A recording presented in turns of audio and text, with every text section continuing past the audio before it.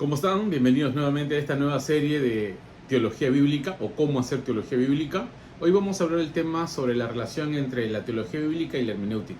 Cómo se conectan estos dos conceptos para darnos la doctrina que manejamos, exponemos, creemos, profesamos y sobre todo obedecemos en el nombre de nuestro Señor Jesucristo. Bajo esta perspectiva quiero empezar, lógicamente, definiendo qué es la palabra hermenéutica. La Biblia no define la palabra hermenéutica, pero sí la usa.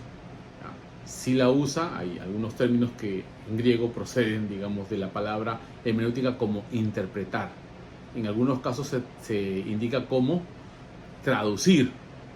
Ese es el sentido etimológico. Pero nosotros lo usamos en un aspecto técnico, es la ciencia de la interpretación. Son los principios fundamentales que rigen nuestra lectura del texto para extraer los pensamientos principales o las ideas fundamentales en las cuales basamos nuestra fe. Y esto es importante para todos nosotros. En esta primera parte vamos a ver cómo se relaciona entonces la lectura del texto y los principios hermenéuticos para comprender el pasaje. Para esto quiero remitirme esencialmente al triángulo hermenéutico.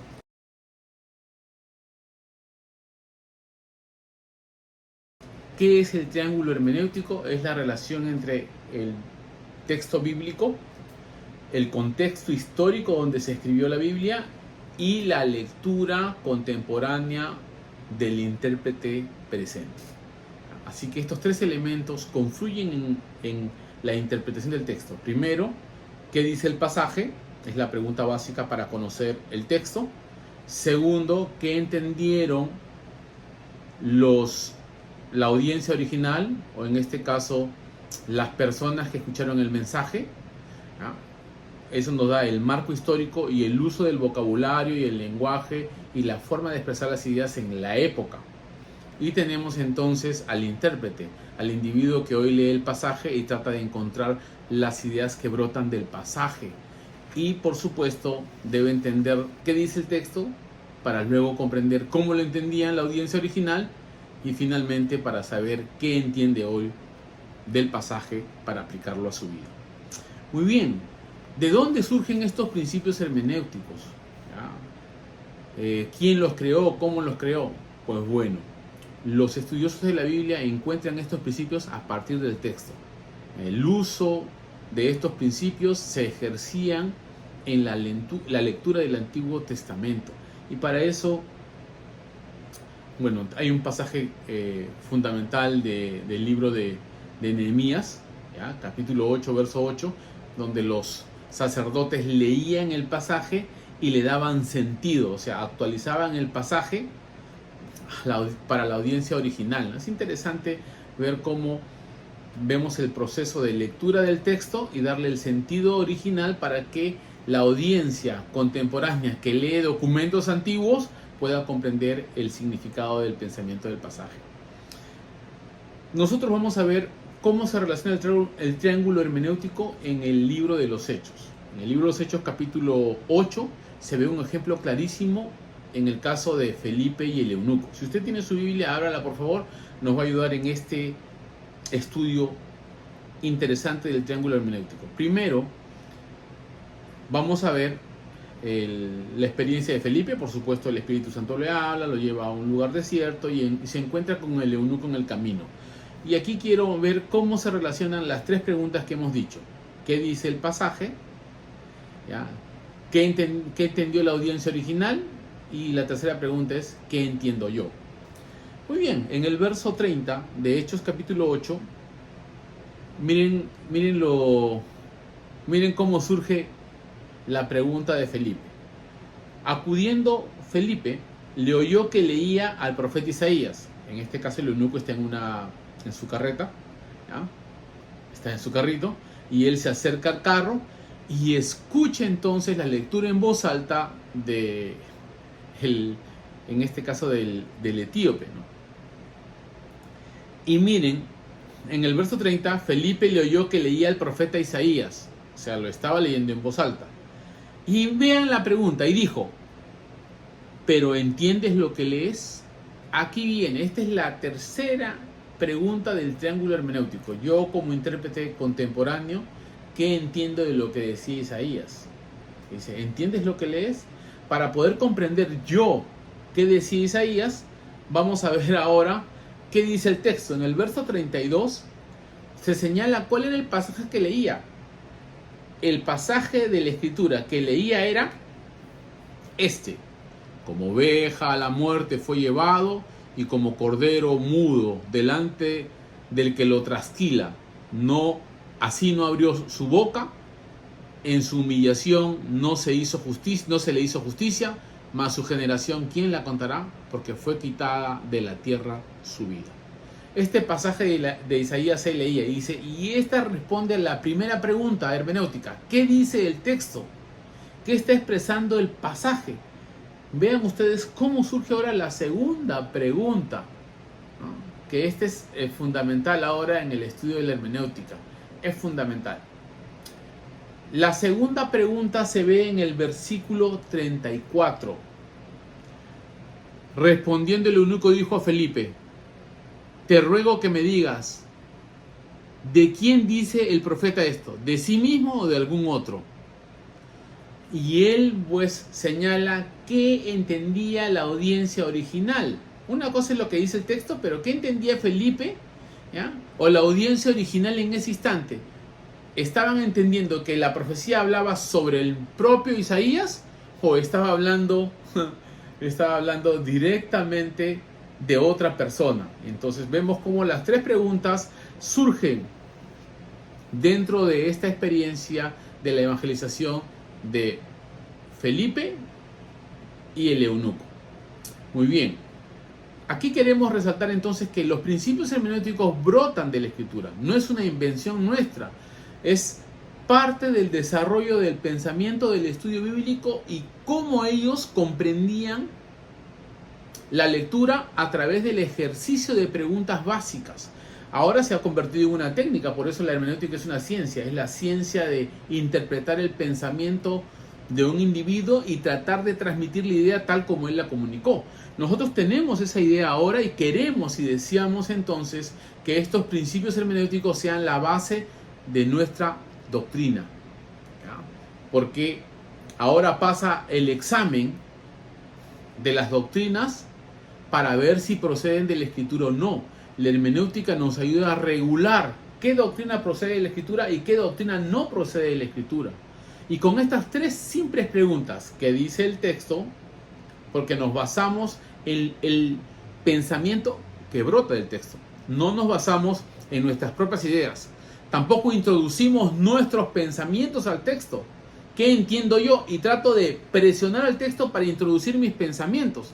No, a eso se le llama eisegesis, que violentamos el pensamiento del texto al no entender qué dice, para luego comprender qué entendía la audiencia original con el fin de doblegar el texto a nuestra voluntad personal.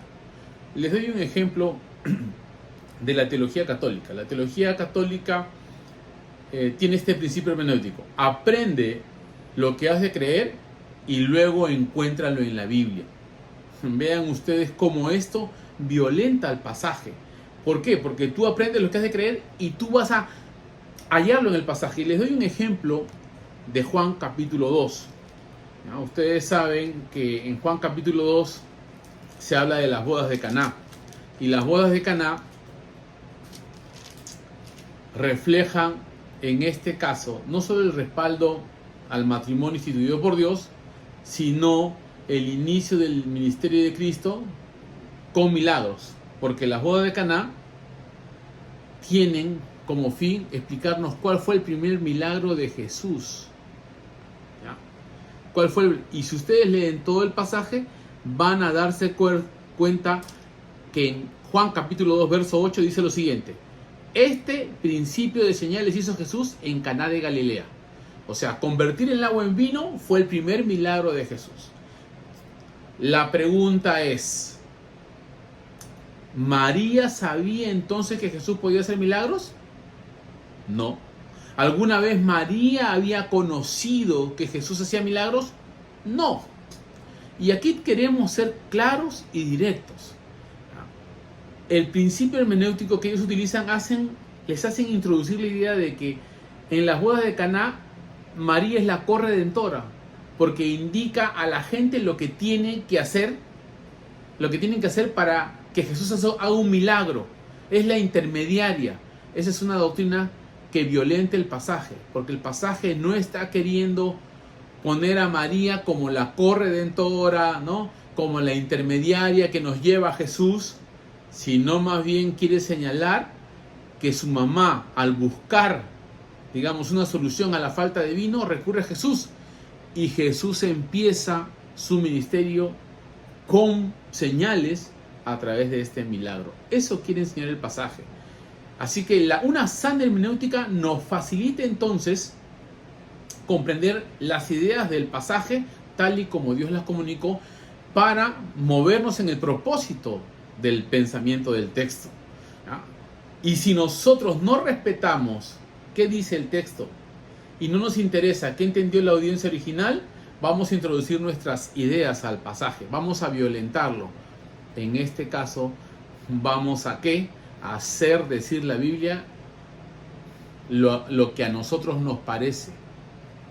Podemos utilizar el lenguaje, pero como ya enseñé en la hermenéutica de Jesús, introducimos ideas que no reflejan el pensamiento del pasaje y caeríamos en la categoría manipuladora que hace el diablo de tergiversar el texto a su conveniencia, como lo hizo en la segunda tentación de Jesús al citar el Salmo 90, por supuesto, recortado y torcido.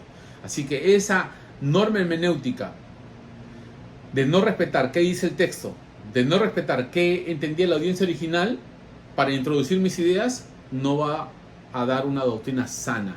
¿Ya? Continuamos entonces para desarrollar este triángulo hermenéutico. Voy a dar otro ejemplo que me viene a la memoria y que por supuesto lo había apuntado acá. También tiene que ver con la teología católica. Vamos a ver cómo podemos afectar lo que entendía la audiencia original introduciendo un pensamiento desde mi época. ¿Ya? Por ejemplo, Marcos capítulo 6 habla de que María tenía hijos. Cuando Jesús visita su tierra, Nazaret, la gente lo reconoce. Y miren cómo la gente describe entonces la comprensión de la persona de Jesús y su familia. Dice Marcos 3, ¿no es este el carpintero, hijo de María, hermano de Jacobo, de José, de Judas y de Simón? ¿No están también aquí con nosotros sus hermanas? Y se escandalizaban de él. Entonces, ¿qué dice el texto? Que Jesús había sido carpintero, que era hijo de María, muy bien, describen a su familia, y dicen que era hermano de ¿qué? Y señalan a sus 4 hermanos, Jacobo, José, Judas y Simón. Y también indican que tenía hermanas, o sea, tenía una familia amplia. Y no podían creer el conocimiento que él tenía. Eso dice el pasaje. Pero ¿qué hace la hermenéutica católica? Ellos, ¿cómo han establecido la virginidad perpetua de María? No pueden aceptar que tienen hijos. ¿Y qué hacen entonces? Tratan de cambiar la segunda pregunta. ¿Qué entendía la audiencia original con el término hermano? Ellos quieren decir que se refería a los primos. Y tratan de decir que en esa época la palabra hermano también significaba primo. Y que estos no son sus hermanos, son sus primos. Pero eso no dice el pasaje. Y tampoco hay evidencia histórica que en esa época se utilizara el término hermano como primo. No hay esa evidencia histórica. ¿Ya? Ellos introducen un significado tratando de usar un argumento del contexto de la época, de lo que entendía la audiencia original, para tratar de sostener su falsa doctrina de la perpetua virginidad de María. María virgen, siempre virgen. Antes del parto, después del parto. Esa doctrina se cae cuando utilizamos una sana hermenéutica que hace las preguntas claras y concisas para poder hallar el significado del texto. No nos basamos en lo que no dice el texto. Muchos hacen eso. Tratan de utilizar argumentos de ausencia, porque señalan lo que no dice el texto y no se ciñen a lo que dice el pasaje. Quiero terminar con un ejemplo final en este examen a la doctrina católica y específicamente como consecuencia de una, en este caso, de una mala hermenéutica. Por ejemplo, Marcos capítulo 3, a partir del versículo 31 dice: vienen después sus hermanos y su madre, y quedándose afuera enviaron a llamarle. Vienen a buscar, en este caso, otra vez, los hermanos de Jesús y los hermanos de María. Cuando yo le cité a mi devota abuela este pasaje, mi abuela era una ferviente seguidora de la Legión de María, pertenecía a la parroquia, vivían, y yo le dije: abuelita, tú tienes que darte cuenta de que María no puede ser la corredentora y no permaneció virgen todo el tiempo. Y cuando le cité el pasaje, ella me dijo: ahí dice, sus hermanos no se refieren a los hermanos de Jesús, sino a los hermanos de María. Y eso me sorprendió cuando me dijo eso, ¿no? Yo no sabía hermenéutica en esa época, no sabía gramática como lo sé ahora, o sea, no manejaba la gramática castellana como la manejo ahora, y tampoco conocí el griego. Yo era adolescente. Entonces me quedé y dije: sus hermanos, este adjetivo posesivo ¿se refiere a quién? ¿A los hermanos de María? Por supuesto que no. Ahora me doy cuenta que por hacer el examen de la sintaxis se refieren a los hermanos de Jesús. Aún es más, el texto griego, ¿ya?, que tiene 3 géneros, masculino, femenino y neutro, aquí, si se refiriera a que son los hermanos de María, tendría un género femenino. Pero en griego el genitivo aquí es masculino, porque se refieren a los hermanos de Jesús. Recién resolví esa situación ya con los años, cuando ya estudié un poco más, no solo el castellano, sino también griego, y podría responderle a mi abuela ahora de otra manera, pero ya está con el Señor, porque gracias a Dios entregó su vida a Cristo y comenzó a asistir a la iglesia y conocer al Señor en el poco tiempo que le restó en esa época.